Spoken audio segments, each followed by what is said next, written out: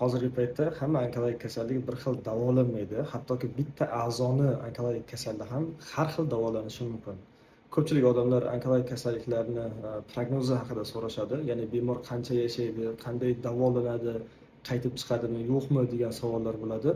Hozirgi paytda zamonaviy tibbiyot rivojlangan sari har bir onkologik kasallikni prognozi kasallikning bosqichi, bemorni jismoniy ko'rsatkichlari, ya'ni bemorning umumiy sog'ligi, fizik holati va aniqlangan onkologik kasallikni molekulyar genetik xususiyatlariga bog'liq yoki boshqa aytadigan bo'lsak, o'simtani biologiyasiga bog'liq. Shuning uchun hozirgi kunda bitta a'zoda onkologik kasallik aniqlansa ham, albatta uni bosqichiga, bemorni jismoniy ko'rsatkiciga va o'sha o'simtani olingan material, biopsiya materialidagi molekulyar genetik tekshiruv natijalariga asoslangan holda har bir insonga individual davolash usullari ishlab chiqiladi va shunga qarab prognoz baholanadi.